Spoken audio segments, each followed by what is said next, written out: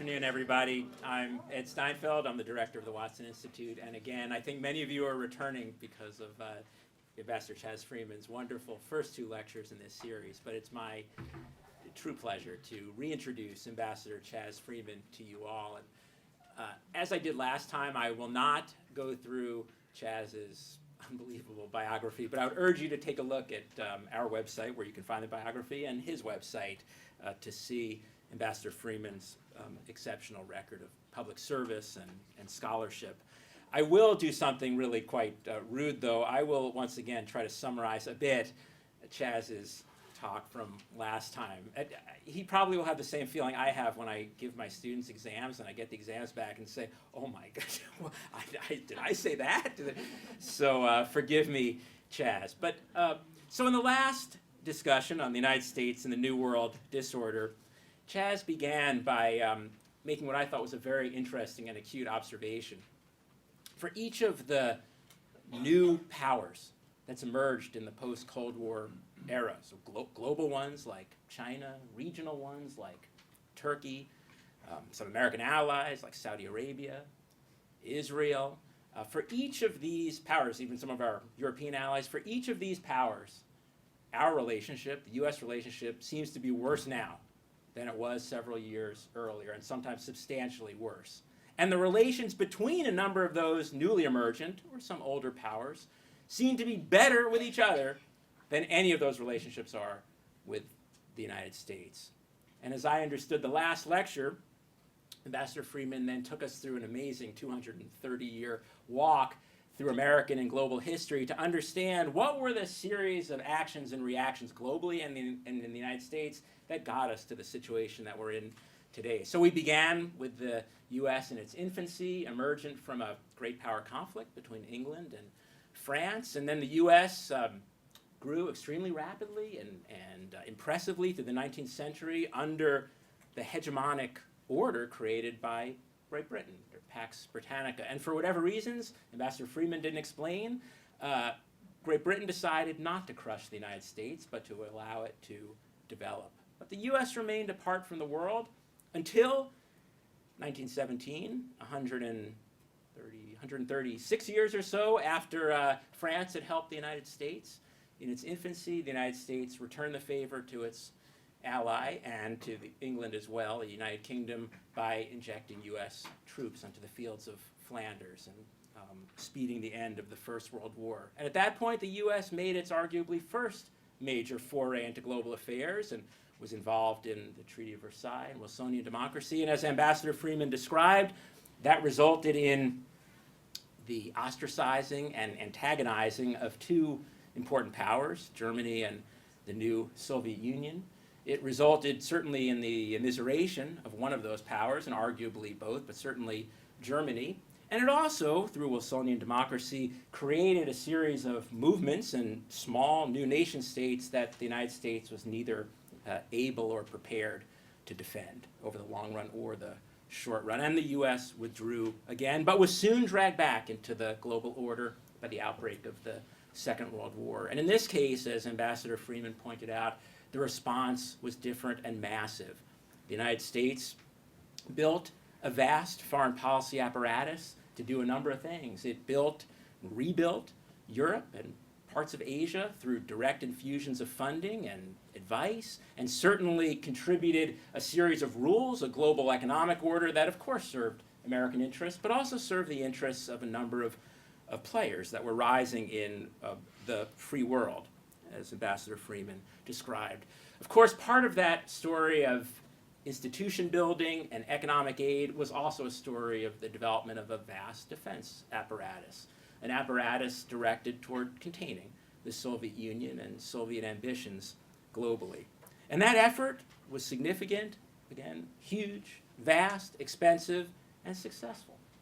As Ambassador Freeman described, the Soviet Union miraculously and quickly disappeared, leaving a situation that was very complicated. As Ambassador Freeman discussed, a number of countries that had previously had claims that were suppressed during the Cold War, they brought those claims back to the table. Some countries, such as China, were newly empowered and grew extremely rapidly, in part based on the economic institutions that the United States created.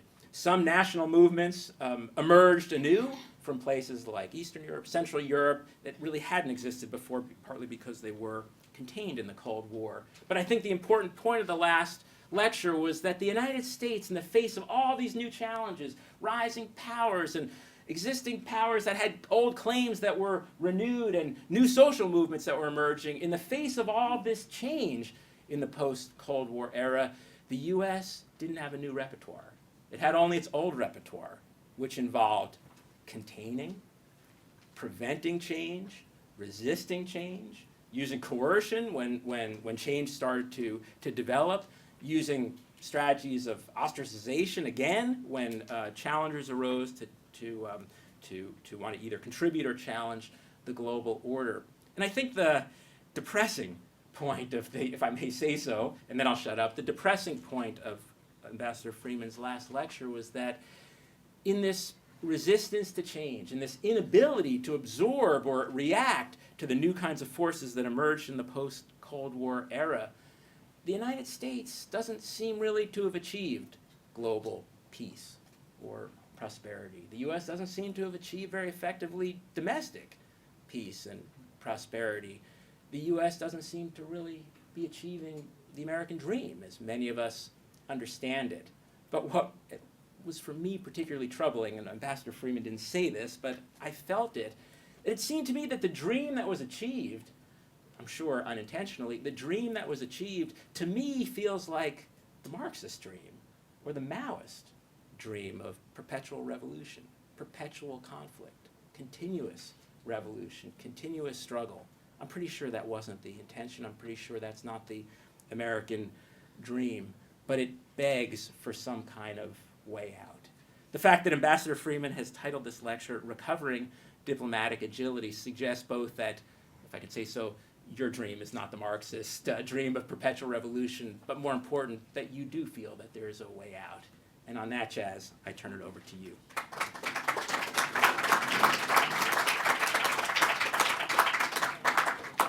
Thank you very much, Ed.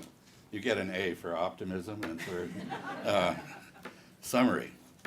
I'm going to speak today about diplomacy, what it is, how it's practiced effectively, and what its prospects are for our country. As I've been saying in the last several lectures, the Pax Americana is no more. In the second decade of the 21st century, world affairs are shaped by economic trends and shifting coalitions, not political affinities and geopolitical and fixed alliances. The new world disorder calls for strategic nimbleness, not the ideological constancy and geopolitical steadfastness demanded of Americans during the Cold War. To cope with the newly unstable international environment, American diplomacy must become unprecedentedly agile. In the future, presidents must be selected not just as commanders-in-chief, but as diplomats-in-chief for our country, and their qualifications in that regard are very important.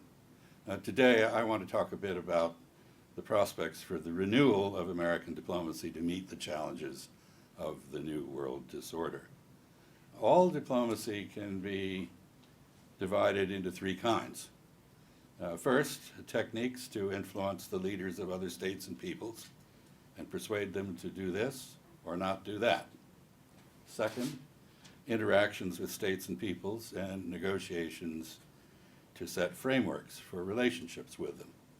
And third, statecraft to cause them to recalculate their interests and make decisions that coincide with one's own interests. Diplomacy depends on relationships with foreigners that enable the expression of national strength through respectful discourse. A really good diplomat is supposed to be able to tell you to go to hell and make you want to get there right away before the devil goes off for his annual vacation.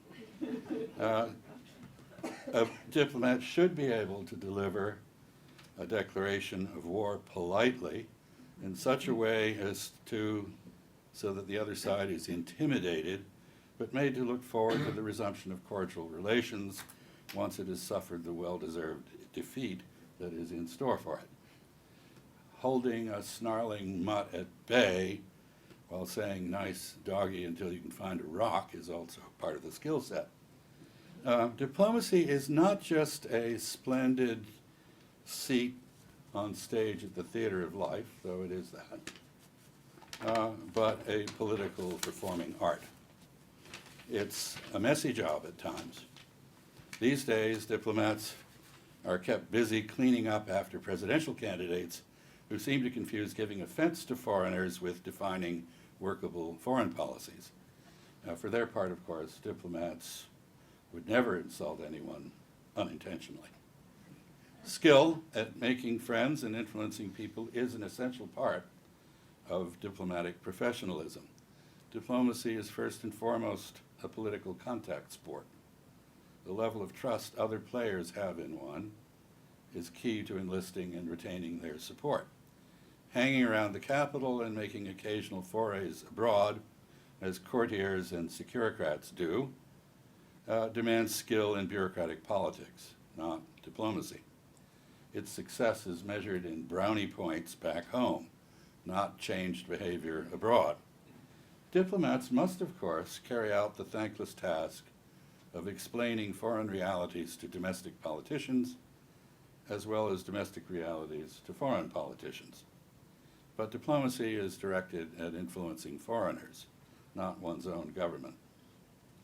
Interesting as they are, the nitty-gritty aspects of foreign relations and the inevitable idiocies of diplomatic life are not my topics today. I want to talk about the requirements for effective American diplomacy of the second and third kinds. The management of relations between independent states by civil discourse and negotiation, and the indirect regulation of other states and people's policies by reshaping their calculus of their own interests. There's nothing starry-eyed about diplomats, even those operating under the Star-Spangled Banner. Whether diplomacy is reshaping realities or adjusting foreign perceptions of them, its starting point is always the logic of others' interests as they see them. And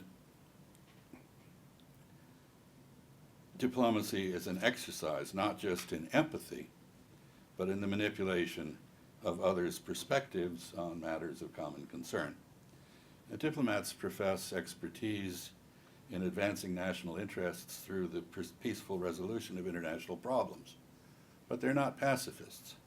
No diplomat considers diplomacy to be a panacea or a magical alternative to the use of force.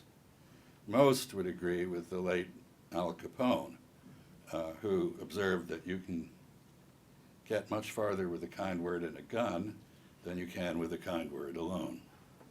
Diplomacy is a great deal less expensive, unpredictable, and bloody than warfare.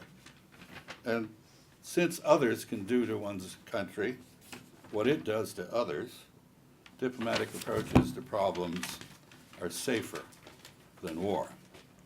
But diplomacy must also be invoked to clean up the messes that war makes. That's why, when confronted by an international problem, even a great military power like the United States should give diplomacy a chance and hold the airstrikes and infantry in reserve. And it's why diplomats are necessary to consolidate the gains or limit the losses that war imposes by translating these into durable political relationships and arrangements. As Americans really should have learned by now, neither threats nor insults nor coercive measures like sanctions, punitive raids, and invasions solve problems on their own. They do so only when they are adjuncts to a process that can legitimize and institutionalize change. The record's compelling on this point. Take sanctions first. A couple of dozen countries and over 2,000 companies and individuals are currently subjected to U.S. sanctions. Faith in sanctions as an instrument of behavior modification rests on a fundamental misunderstanding of the nature of economic power. Like a string, trade and investment attract, connect, and bind. You can use economic power to pull, but you can't use it to push. Economic relations between states that foster mutual assimilation. Their severance causes estrangement and reduces the willingness of each side to address the concerns of the other. The threat to ostracize a state or people is music to the ears of any regime that wishes to distance itself from old relationships. It justifies rather than weakens defiance. Sanctions punish their target by impoverishing it or depriving it of benefits. Of course, they also penalize the economy of those who enact them. They give birth to market distortions that shift the cost of foreign policy onto the private sector of the state imposing them, and they soon generate increasingly entrenched interests in their continuation. Sanctions can, however, gain leverage for bargaining about adjustments in behavior or relationships, and achieving such adjustments at minimal cost in blood and treasure is the object of diplomacy. When the threat of sanctions or relief from the pain they cause is linked to negotiations, sanctions support diplomacy. When sanctions are not part of a bargaining process, they harden attitudes, stiffen backs, stimulate workarounds, and provoke countermeasures. Sometimes they overachieve in this regard, as in the Japanese Empire's response to the American sanctions of 1940 and 41, which was to attack Pearl Harbor. Ironically, given the frequency with which the United States now resorts to sanctions, they don't achieve their objectives when they are threatened or applied, but only when they are obviated or removed pursuant to agreement. In other words, the success of sanctions is not properly measured by the pain they inflict, but by the concessions the other side is ultimately willing to make to gain relief from them in return for compromise from those sanctioning it. If negotiators cannot credibly promise that the restrictions on trade and investment they're talking about will be lifted in return for concessions, sanctions bolster recalcitrance and provide no leverage for change. Consider the recent example of the Iranian nuclear deal. By themselves, years of escalating sanctions coupled with the refusal on the part of the United States to talk without preconditions caused Iran to double down on its enrichment program. It took the opening of a bargaining process and a commitment to remove international sanctions to curtail the program and bring it under international control. Pressure that can't be adjusted invites reactive rigidity, not compromise. The political ostracism that typically and most unfortunately and foolishly usually accompanies economic sanctions deprives the country adopting political isolation as a policy of both presence and influence in a region. We've seen many instances of this in recent years. Take, for example, the 2007 Saffron Resolution in Myanmar. Years of sanctions had severely attenuated U.S. influence in that country. This led to the ludicrous spectacle of the United States trying to enlist China to use its influence in support of an American democratization agenda with which China disagreed. 2 years later, when the Green Movement took to the streets of Iran and the Islamic Republic entered a moment of inflection, the United States was not on the scene. In a sense, however, in democracies like our own country, sanctions always succeed. That's because their purpose isn't really to influence the foreigners on whom they're imposed, which they seldom do except counterproductively, but to strike a political pose. They fall under the heading of declaratory diplomacy, which is at best a form of feckless self-gratification and at worst a goad to foreign hostility. They plant false teeth in otherwise toothless denunciation. The advocates of sanctions are trying to show how tough they are, not how good they are at changing the minds and behavior of foreign adversaries. So sanctions are almost always good politics and bad policy. All shout for no clout. sanctions that can only be removed by legislation are especially counterproductive. Fortunately, for those in Congress who are addicted to them, however, their success is invariably measured by how much pain they inflict on their target, not on whether they alter its policies for the better, which they almost never do. Attempts to force the other side to back down by denouncing and sanctioning it set up equal and opposite political requirements for it to show that it can stand up to bullying by foreigners. Such political confrontation therefore promotes impasse, not compromise. In this regard, authoritarian regimes with opaque policy processes have an ironic advantage. Take China as an example.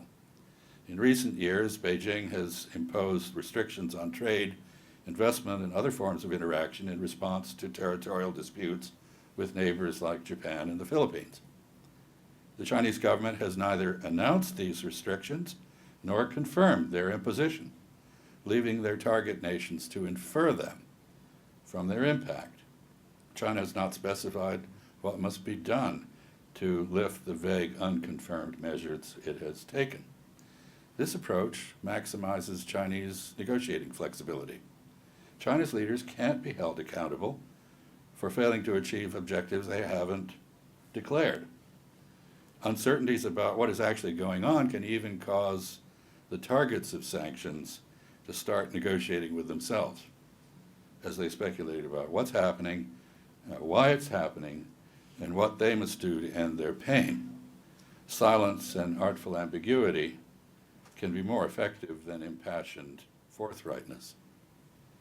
In today's world, not rubbing the noses of others in their relative weaknesses and using sanctions sparingly and only in support of tactically flexible negotiations makes even greater sense than before.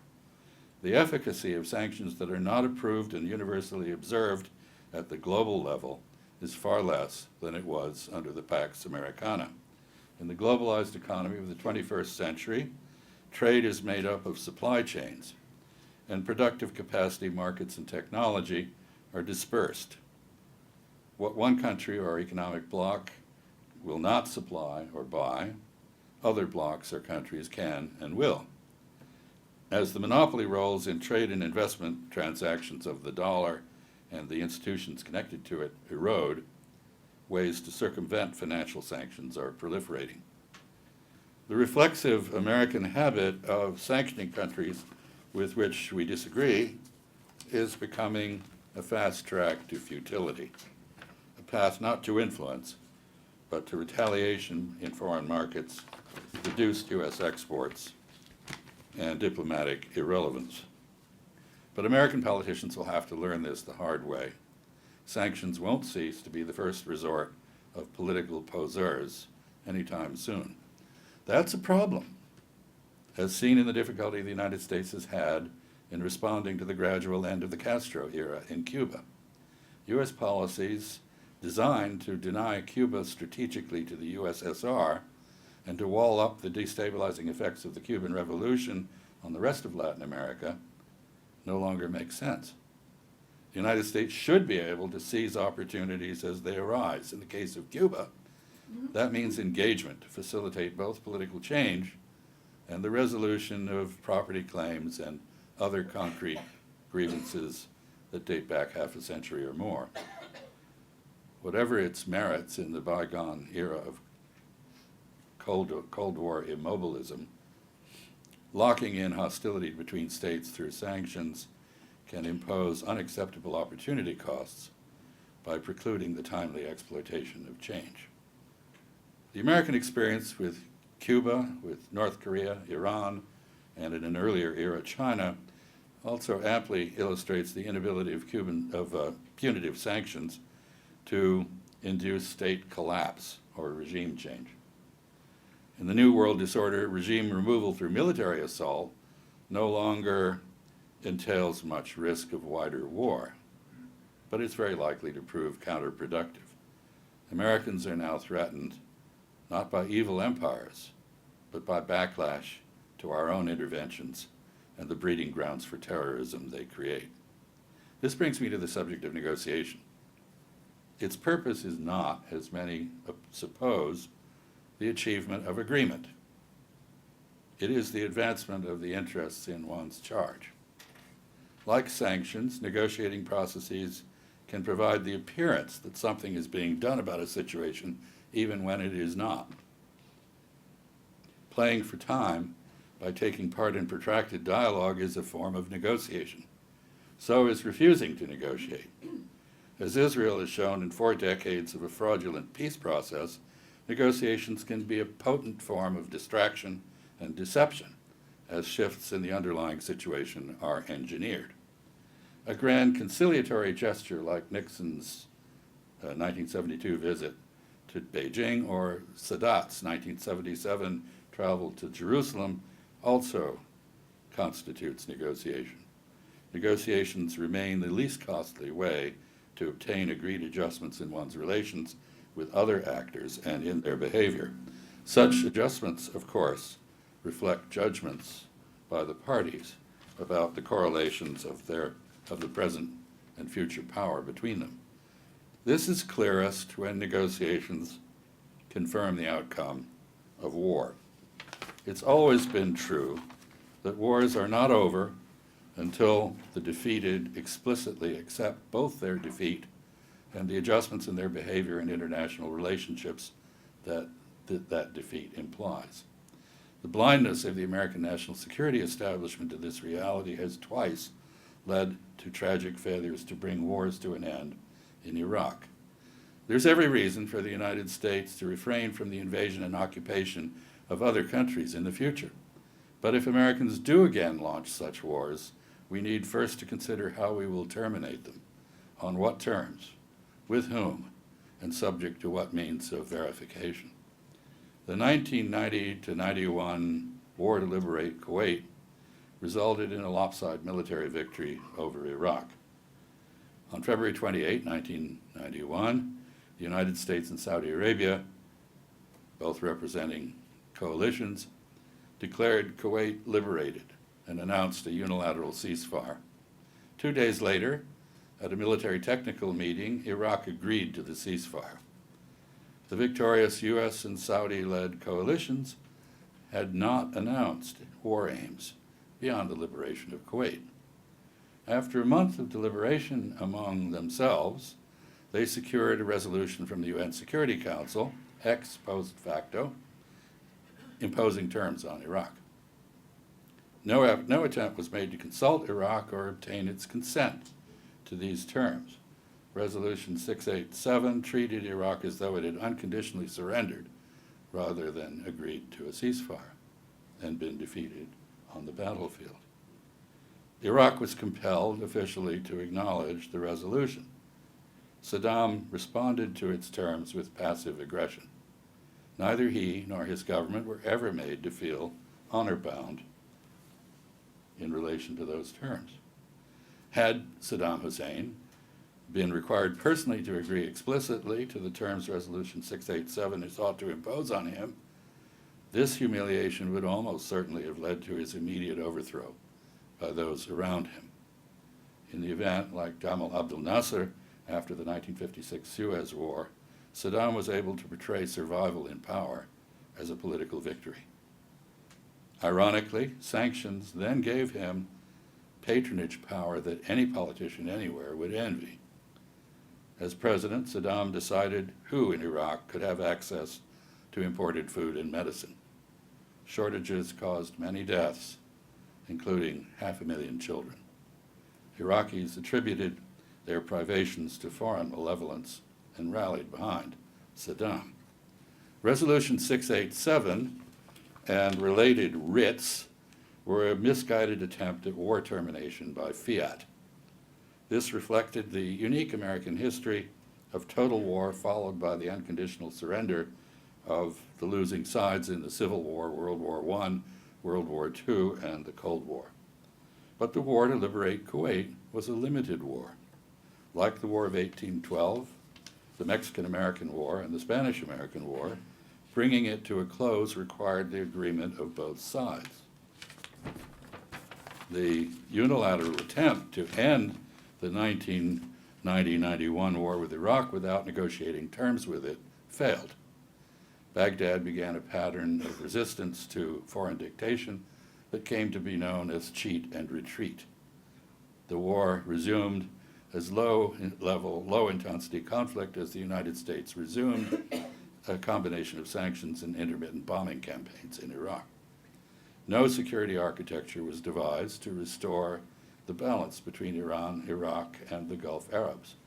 Instead, the United States found itself required to garrison the Persian Gulf. The purpose of war is to produce a better peace. The war to liberate Kuwait failed this test on multiple levels. It was a military triumph, but a failure of statecraft. In the 2003 American re-invasion of Iraq, Washington once again imagined that military triumph could in itself assure desirable political results. U.S. forces removed the government in Baghdad without taking its surrender. There was no indigenous authority left to persuade Iraqis to accept defeat and stand down from resistance to occupation, as the Japanese emperor had done with his subjects at the end of World War II. Once again, the United States failed to devise a war termination strategy. Diplomacy was not invoked to translate military victory into a new status quo accepted by those subjected to it. And the Iraqis did not accept it. Resistance to the American occupation soon evolved into sectarian warfare and strife from which Iraq has yet to recover. The mission in Iraq, whatever it was not accomplished, but botched. In the nuclear age, if our species is not to perish, wars cannot pursue open-ended objectives that invite escalation to the nuclear level. If wars must be fought at all, they must be limited in ambition, amplitude, and duration. And as was not done in America's most recent wars, diplomacy must translate their outcomes into arrangements that obviate their reignition. Karl von Clausewitz famously described war as the continuation of policy by other means. War is vindicated by whether it achieves the policy objectives for which it was fought, not by how much destruction it wreaks. This requires the translation of military outcomes into durable political results, and it never happens automatically. It requires negotiation between the victor and the vanquished to define adjustments in relations, territory, or behavior between them, and to reconcile those defeated on the battlefield to the concessions they must make to avoid further losses. Americans once knew this. We have forgotten this central task of diplomacy. We must now remaster it. For the most part, of course, diplomacy is not involved in exploiting the sort of coercive measures, including the use of force that I've just discussed. It is instead devoted to the sustenance of mutually beneficial interaction between one country and others. Diplomats are the official voice, eyes, ears, and hands of their government in foreign lands. Their mission is the peaceful promotion of their nation's interests through the discovery and exploitation of common interests that enable the management of differences and the expansion of areas of agreement and cooperation with other states and peoples. That's a task that depends on well-honed skill in cross-cultural communication and foreign languages. Now, diplomats must persuade others that it's in their interest to do things our way, rather than the way that comes naturally to them. This demands empathy that falls short of sympathy, and objectivity that understands but does not embrace passion. Foreign policy by tantrum, which we've seen a fair amount of, seldom succeeds. Diplomacy is sober work for affable professionals. The United States is now the only great power, and indeed almost the only country, that staffs its foreign policy and diplomatic positions through the hit-or-miss human resources policies of the spoils system. The end of the Cold War enlarged the U.S. margin for error in foreign policy. Since then, an ever-increasing percentage of jobs and the foreign affairs agencies have gone to campaign donors, political strap hangers and camp followers, dilettantes, ideologues, and single-issue advocates for powerful domestic interest groups. And I might say the errors have multiplied in proportion to the numbers of these people. A century of half-hearted efforts to create a professional American diplomatic service has crested and begun to ebb. The U.S. national security and foreign policy apparatus is now ever more politicized, deprofessionalized, and indifferent to the concerns of foreigners. The U.S. Foreign Service is increasingly hard-pressed to put forward qualified candidates for top diplomatic jobs. This is part of the general dumbing down and dysfunction of politics in American society. We Americans have come to expect little of government, and we've been busy evolving bureaucracies incompetent enough to meet our expectations. The late Senator Roman Hruska anticipated the current American diplomatic lineup when he argued that, quote, "The mediocre are entitled to a little representation, aren't they? And a little chance."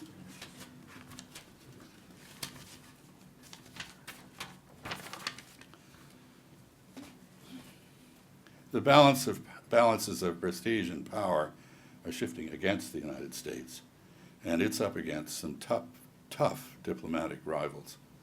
Perceived adversaries and longstanding allies alike are happy to take Americans for all they can. In an era when Washington no longer commands automatic deference abroad, international competition is intensifying, and the U.S. margin for error is narrowing, America can ill afford to cultivate diplomatic incompetence. It is dangerous to send envoys abroad who don't know whether the country in which they will represent the United States is a republic or a monarchy, don't speak its language, have never visited it, know nothing of its history, geography, culture, or politics, and have never met a professional diplomat, still less practiced diplomacy. But that's what we do. And as long as we do it, we can expect to lose ground internationally. That's what happens when you put people who've never played a game up against professional players. Natural talent is no match for seasoned competence and cunning. In diplomacy, continuity is important. One is never just negotiating a transaction, but always adding or subtracting from a relationship in ways that will tell for or against cooperation in future. Most diplomatic assignments are already too short. Transients are easily dismissed as unworthy of consideration or trust. As a Ghanaian diplomat, commenting on how technology shrinks the world, put it, radio enables people to hear all evil, television enables them to see it, and the jet plane enables them to go out and do all evil. This makes it possible for home-based officials to engage in ephemeral do-it-yourself diplomacy abroad rather than supporting the patient cultivation of influence for their country by forward-deployed diplomats. But it doesn't make diplomacy by a rival statement a sound approach to managing relationships or solving international problems. The greatest diplomats of recent times in Washington, legendary ambassadors like Saudi Arabia's Prince Bandar bin Sultan or Russia's Anatoly Dobrynin, built influence and reputations for effectiveness among their American hosts through many years on station. Riyadh and Moscow were better served by reliance on these resident envoys than by frequent flyer diplomacy through jet-propelled drop-bys. Part of diplomatic effectiveness, of course, is also the use of international organizations, the fashioning of agreed rules and procedures, and the building of coalitions to aggregate political, economic, and military power and bring it to bear on issues of common concern. The United Nations and many of the agreements that constitute international law are monuments to the successes at this kind of order setting by American diplomacy in the past. By contrast, the 2015 Conference on Climate Change exemplifies the impairment of the American capacity to set the rules today. The United States, which had of course refused to ratify the Kyoto Protocol on Climate Change, insisted that the conference commitments not be binding, because if they were, that would require the Senate to approve them. In the current dysfunctional state of U.S. politics, there's no prospect that the Senate will ratify any treaty, though that is one of its main functions under the Constitution. There are great ironies produced by America's political paralysis and inability to play the role of a responsible stakeholder internationally.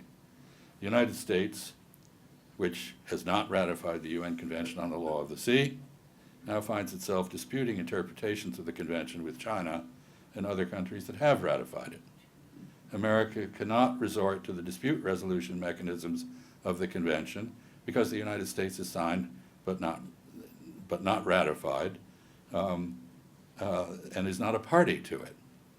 A sampling of other international treaties that the United States has signed but not ratified includes conventions on the rights of the child, on the elimination of discrimination against women, on the rights of persons with disabilities, on the protection of persons from enforced disappearance, on defining economic, social, and cultural rights, banning nuclear tests, and establishing the International Criminal Court. It's really hard to lead if you refuse to subject yourself to the rules you insist everyone else follow. The United States can and must do better if we are to prosper in security in future. But upping the American game demands curing domestic political dysfunction. That dysfunction is the major source of our national strategy deficit. The very definition of strategy is an approach that unifies political, economic, and military action in the efficient pursuit of agreed objectives. At present, Americans can neither agree upon national objectives nor articulate them. This severely hampers the use of diplomacy of the third kind, deep diplomacy, the creation of circumstances that cause other states to conclude that they would benefit by doing things that they originally were disinclined to do, but that serve U.S. interests. American power once spoke for itself and incentivized others to court the approval of the United States by conforming to American preferences internationally. There's not so much of that these days. The fact that American power is a wasting asset should encourage the United States to act now, while its power is greater than it will be, to shape a world that will suit a future relatively weaker America. In this regard, Britain's strategy for dealing with the rise of the United States to great power status in the 19th century is a classic example of the successful management of such a challenge. As the century neared its end, the British came to the conclusion that they would lose a land war should they get into one in North America. And there was a danger of such a war. They also assessed that American ambitions were limited in relation to their own interests, and that the United States had no desire to go to war with them. Increasingly concerned about shifting balances of power in Europe, they chose to minimize problems with the United States and to maximize the possibility of future cooperation with it. To this end, in January 1896, following an Anglo-American confrontation over Venezuela, Britain adopted an explicit policy of appeasement of the United States to ameliorate American hostility and replace it with a stable, cooperative Anglo-American relationship. In short order, Britain agreed to scrap a treaty of 1850 by which the United States had agreed not to seek sole control of a future canal across the Central American Isthmus or Panama. In a new treaty, concluded in 1901, Britain conceded the right of the United States to just such a monopoly. In 1903, to the same end, the British representative on the tribunal established to fix the disputed border between Alaska and Canada supported the American rather than the Canadian claims. These and other modest concessions paid off big time in reduced frictions in Anglo-American relations that facilitated U.S. solidarity with Britain in World War I. That partnership the partnership that this led to dominated the 20th century. The United States also has a history of the skillful use of its power to frame strategic choices for others. Consider the Marshall Plan, which used U.S. economic strength to shape both Europe and transatlantic relations to an American design. Or the Helsinki Accords of 1975, which legitimized advocacy of human rights in the Soviet sphere and helped set off the ferment that brought it down. Or Ronald Reagan's 1982 to reduce arms sales to Taiwan, which led Taipei ineluctably to the conclusion that it was in its interest to abandon a purely military approach to cross-strait relations and to open a political dialogue with Beijing. Or Chet Crocker's diplomacy of linkage in southern Africa in the 1980s, which enabled Cuba to withdraw from Angola with honor and South Africa to release Namibia from colonial captivity, while helping to catalyze the end of apartheid by demonstrating the potential for mutually productive relationships between white South Africans and their black African neighbors.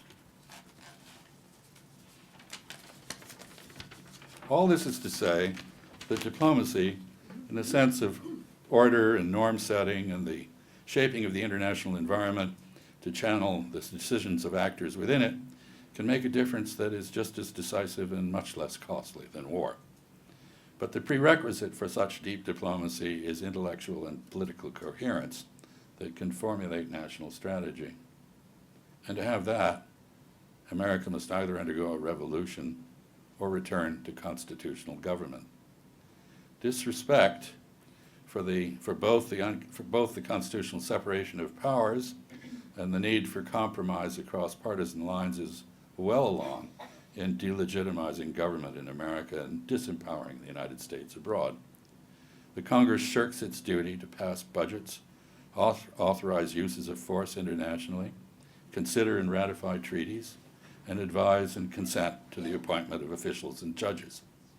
The President fills the governance vacuum with executive orders and actions based on assertions of authority that vastly exceed those granted to him in the U.S. Constitution, which was, after all, drawn to limit, not expand, the power of government. The Congress responds with intrusions into the President's constitutional power to conduct foreign policy, including the enactment of country-specific sanctions, pledges of allegiance to the interests of foreign countries, partisan invitations to foreign politicians to join in opposing the policies of the President, and even writing letters to foreign leaders declaring that the President cannot speak for the United States. This is no way to run a country or a foreign policy in a world in which others are on the rise and American power is in relative decline. The public clearly agrees. The front-running candidates for the presidency in both major parties at present are radical populists.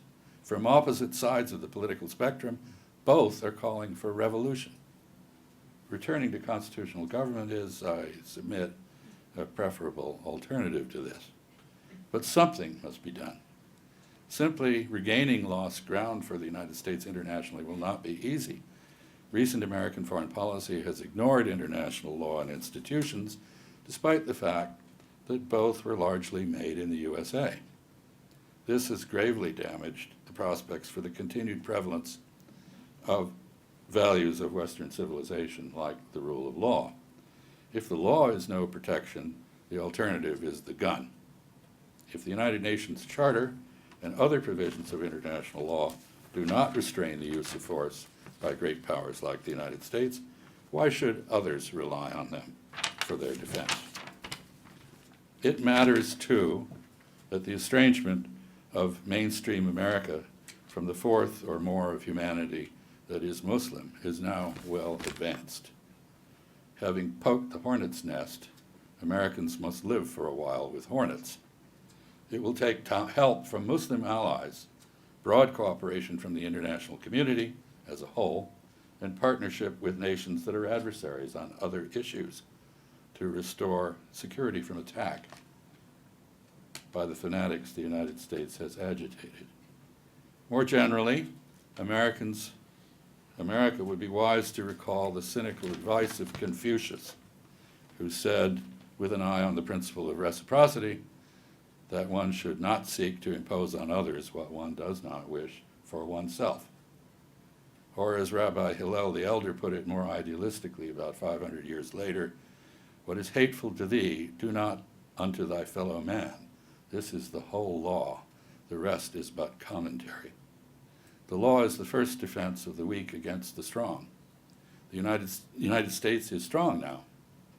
It will be relatively less strong later. Americans have a stake in bolstering the protections of international law. Defending a rule-bound order and other Western values internationally requires transatlantic solidarity. The United States needs rapprochement with Europe for this.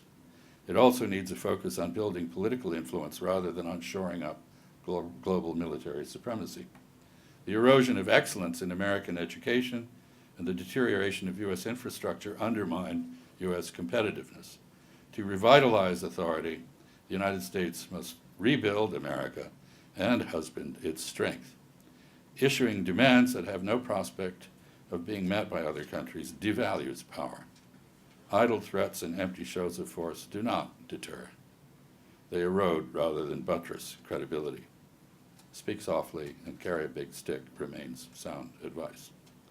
The United States needs to amplify its power by using it ergonomically, that is, with concentrated efficiency. Washington must professionalize its diplomacy. It should cease to be a promiscuous provider of security services to the world, responding to every country that seeks refuge beneath the American eagle's wings by spreading its wings to welcome them. Americans must choose those we will protect as carefully as we choose our enemies. To maximize its leverage internationally, the United States should really play hard to get. America must cease to do for others what they should do for themselves and demand that allies, partners, and friends carry the primary burden of defending their own interests. The United States can no longer afford to enable self-destructive behavior by client states. Giving them blank checks and unconditional security guarantees creates moral hazard. This serves neither their interest nor America's. Whatever happens, the United States will remain a major force in shaping the world of the 21st century. It will best serve its interests and the interests of those who place their hopes in it abroad if it focuses on restoring constitutional democracy, economic competitiveness, and social justice at home, while exercising restraint beyond its borders. To prosper in liberty with security, Americans really should re-adhere to the sound counsel of one of our greatest secretaries of state, John Quincy Adams. In 1821, Adams laid out the principles of a self-interested foreign policy for the United States. Quote, America respects the independence of other nations while asserting and maintaining her own. She abstains from interference in the concerns of others, even when conflict is for principles to which she clings. She goes not abroad in search of monsters to destroy. She is the well-wisher to the freedom and independence of all. She is the champion and vindicator only of her own. Thank you.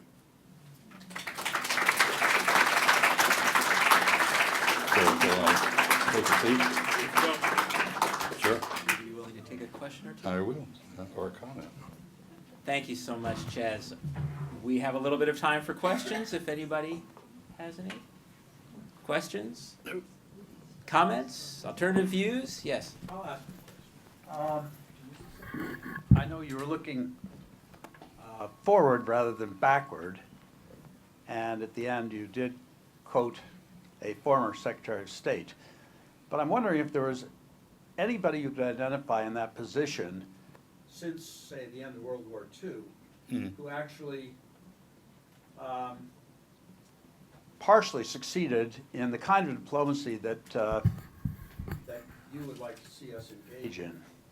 Because the Secretary sets the tone for the diplomatic corps, and I'm wondering. Yeah.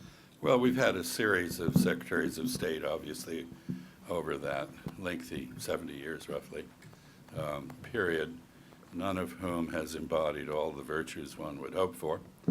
and some have combined great virtue with great vices. I would say that in that category falls Henry Kissinger, who had the vision to assist Nixon, himself a very flawed personality, to reshape the contours of global geopolitics, but who also lost the trust of virtually everyone with whom he dealt due to double dealing and dishonesty. And whose foreign policies in some respects did not deserve the support of the American people and did not get it. So nobody's perfect. But Kissinger had vision and flexibility that are probably more like what we need now than, they're maybe even more now appropriate than they were during the Cold War, when, as I said the other day, the purpose of diplomacy was to hold the line rather than to solve problems, to ensure that there was no change. I don't want to go through the litany of the rosters of secretaries of state. We've had some who will certainly be seen in retrospect as being quite incompetent. But I will refrain from naming those people. Okay. Sue? Chaz, thank you very much for that incredible tour de force. I really very much enjoyed it and appreciated it, and agree with much of what you said with regard to sanctions. And in fact, I think some of the empirical work that we've done would very much support your, I guess we should say, your skepticism about the utility and effectiveness of sanctions. But one area in which they has been, I think, more effective is not on coercion, but in fact constraint. That at times, and the proliferation sanctions are an example of that, in which we really very specifically talk about types of technology, finance, et cetera, that we want to go after. But those are UN multilateral sanctions too, and again, the problem with so I look forward to continuing the discussion on that particular point. I think that I was really interested in your characterization and the Chinese use of coercive measures, in which there was a lack of clarity, if you will, some ambiguity, and that created options, more options. In fact, one of the arguments that people have been making over time is that we need to be more explicit about what our demands are, because it's like moving the goalpost. Each time we reach one, we sort of say, well, that's not really the purpose, and the enduring problem about the ending of sanctions. So I'm curious as to what you think of that. And then the second thing is really, who are the most effective, which countries have the most effective diplomats now? Who do you characterize as some of the best diplomats now? And what do you do in cases like the most recent examples of Lavrov, a seasoned diplomat who in fact has really been largely marginalized by his own government in terms of its current foreign policy initiatives? Three very interesting questions or comments on the use of sanctions to impede the transfer of technology, essentially, which is how they're used in the non-proliferation arena. I'm very skeptical about the efficacy of that over any sustained period. Let me give you two examples, one from ancient history and one from my own experience at the Defense Department. The ancient history is this. The ancient Chinese in around 400 BC invented the cranked crossbow. They had export controls on that and the silk technology and paper technology and other things, which basically prevented the cranked crossbow, which is fires a bolt of great force and can be used by relatively unskilled marksmen, from getting to Europe until sometime in the 11th century. So these sanctions were effective for 1,500 years, which isn't bad. But when they arrived in Europe, they were immediately perceived as a gross problem in human rights. Why? Well, the Pope, actually, at that time there were two popes, beginning of the 12th century, one in Avignon, one in Rome. The one in Avignon convened an international conference. I think there were 53 polities represented there. A 2-week negotiation ensued to outlaw the cranked crossbow, that is, production, sale, research, and development of the cranked crossbow. Why? Because unlike other bows and arrows, which couldn't go through heavy armor and therefore only killed ordinary people, these killed the nobility with their heavy armor and therefore were a human rights violation. Whereas, they solemnly agreed. They signed a treaty. It was around 1110, I think, and condemned the crossbow. And of course, the rest is history. It pretty quickly diffused and then was replaced by the gun. Experience number 2, my own experience, an allied country, which shall remain nameless, was discovered soon after I arrived as Assistant Secretary of Defense to have been eavesdropping, shall we say, with a very heavily electronically equipped van on U.S. rocket tests at the Patuxent Rocket Range in Maryland. So I had to call in the ambassador from this country and his defense attaché and read them the Riot Act. And partly in retaliation for this, we denied a license to that country of a phased array radar system that they were eager to procure. So they went out and now knowing that phased array radar was possible, they built a better one than the one we had. So I think the diffusion of technology is a very complex problem, and it's not well dealt with by the export control mechanisms. Should sanctions be more explicit? I don't think so. We have no choice in our system, which is based on rule of law, but to make sanctions explicit. So we can't do what the Chinese do, I think, with considerable success. But it's not making the sanctions more, or the demands connected to them more explicit, that helps. Because when you couple when you hold a gun on someone and ask for a specific action, you challenge that person to be resistant or devious or something else. It's not a good way to persuade people to do things. So the issue really that you raise is not moving the goalposts. And I'll give you a very concrete example of that in today's context.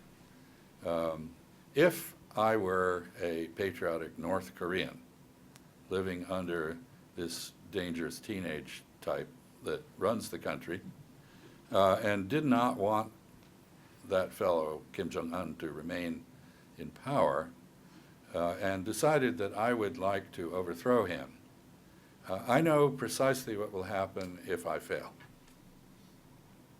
I will die painfully. My family will die. Maybe my village will be erased. So I know what the downside is. If I succeed, I don't have any reason to know what I will get. Will the United States drop sanctions? Will the U.S.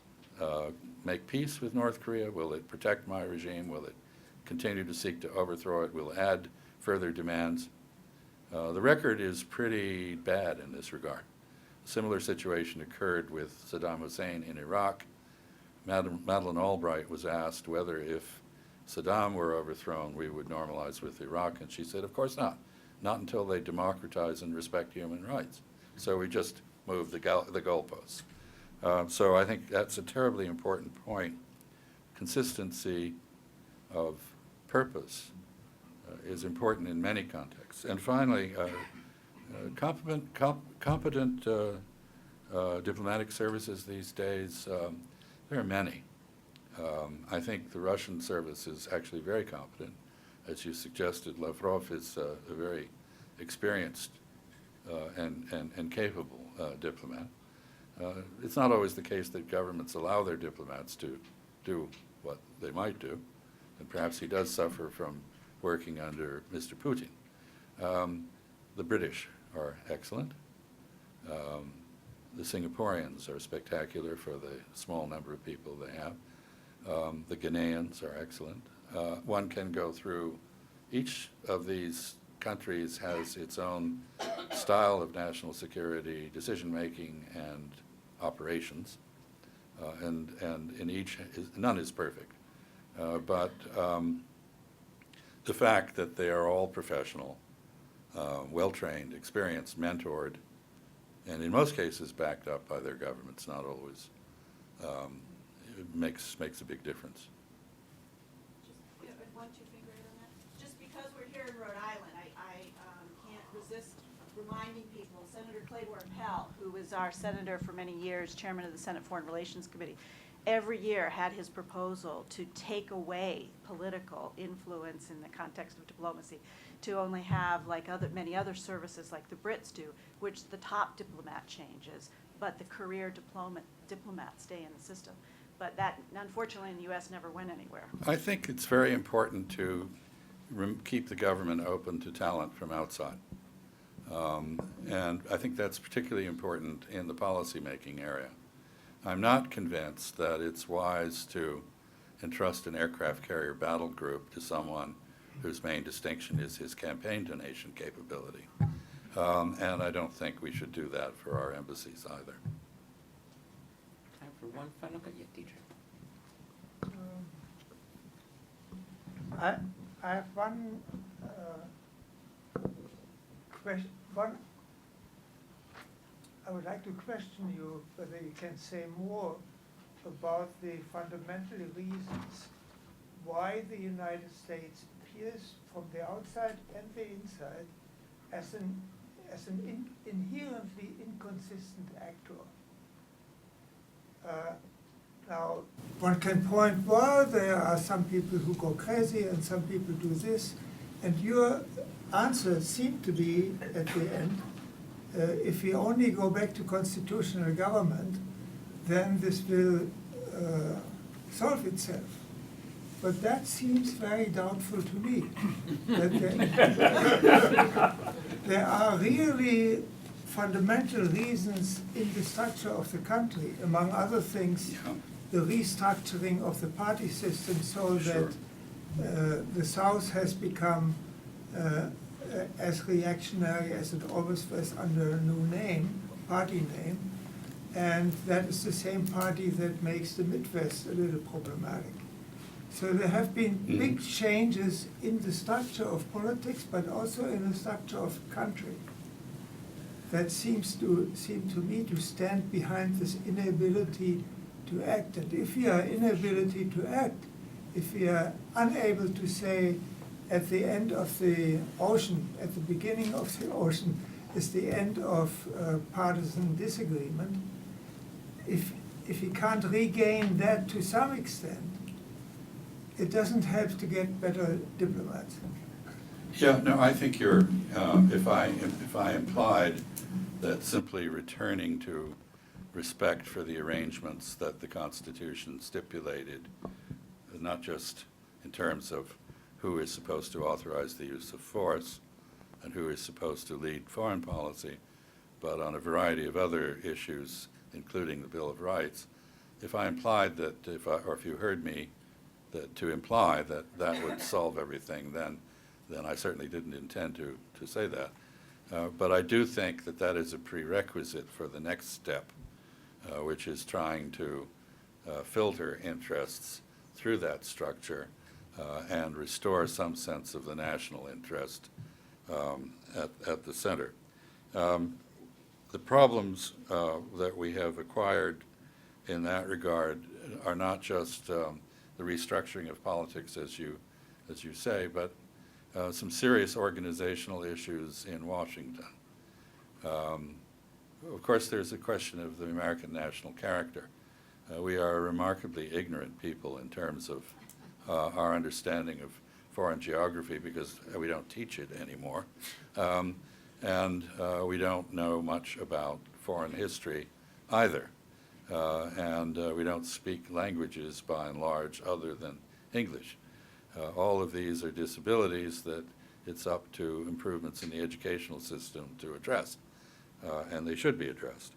But perhaps our greatest failing in that regard is that I think perhaps our most endearing characteristic as a people is our amnesia. We just, every day is a new one. We don't seem to recall very much about what happened to get us where we are and the mistakes we may have made in the past.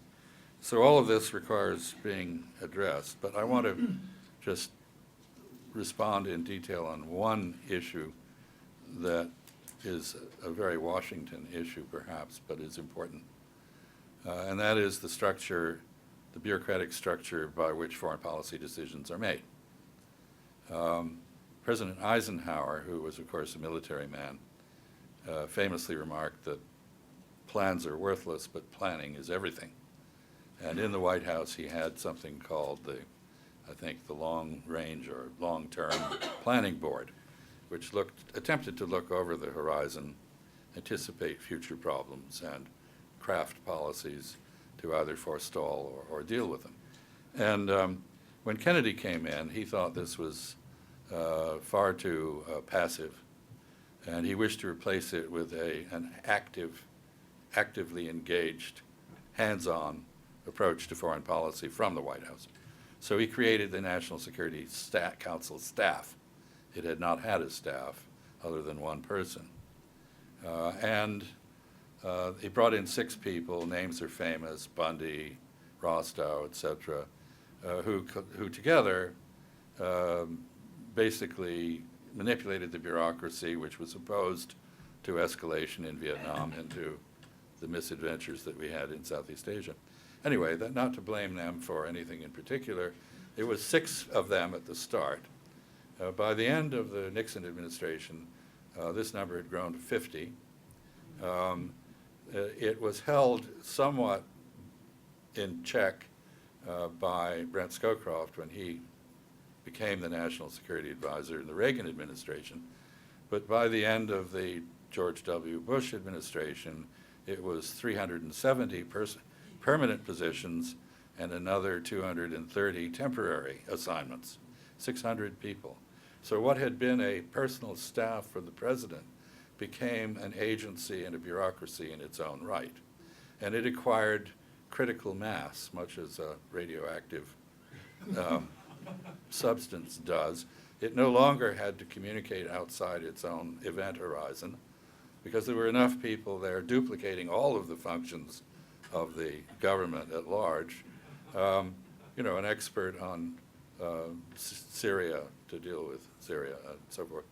Very detailed things. Somebody who probably does something about cybersecurity that is very specialized. So there are all these people there, 600 of them or so, and this creates several problems. One, they have the delusion that they know everything they need to know, and that they can move the world by email and other instruments of influence. And so I liken them, the National Security Council staff today, to the machine at the center of a planetarium. The universe is projected on this inverse dome inside. The machine moves, the universe appears to move, but outside it's snowing and there's, and so there is an illusion of power that is quite diluted. That's the first thing. The second is, to borrow a phrase or a metaphor from Chinese, the problem of the frog in the well. If you're a frog sitting in the bottom of a well, you look up, there's this little circle of light way up there, which you imagine is the universe. And so the frog in the well has a very, very narrow perspective on reality, most incomplete. Well, now you have 600 frogs in 600 wells. And somebody's supposed to synthesize all this and create a coherent vision. I'm sure Susan Rice is very able, but not seen much evidence that she can do that. We have a problem of bloat, over-specialization, arrogance, and the lack of calling on the expertise of the government, which really is quite considerable. And this is a system which fits very nicely with the national bad habit of the moment, which is to view the world through narratives rather than evidence drawn from facts. So I agree, there are many problems that would not be solved by restoring the Constitution, but I would note that the NSC staff is not subject to congressional oversight, does not have to testify or defend its actions to the Congress, and is therefore an instrument of the imperial presidency, which is itself a violation of the limited government concept on which our country was built. So anyway, I'm sorry to give you such a long answer, but think of frogs in wells tonight when you have dinner. Thank you, Chaz. You know, I'm not sure why I'm smiling, because you dashed my optimism on the rocks. But I'll just say this in conclusion. In academia, though not necessarily here, of course, we have our own frogs and wells problem, and some of us tend to be rather narrowed. So that does get to maybe the main reason why I asked you not just to give one lecture, but punish you with 3 lectures. The quality of your mind and your ability to synthesize across vast amounts of information and make sense for us of what is a very disordered world is rare indeed, and certainly rare in academia. So I want to thank you for giving us the privilege of sharing your mind and informing us with this true tour de force. Well, thank you for having me.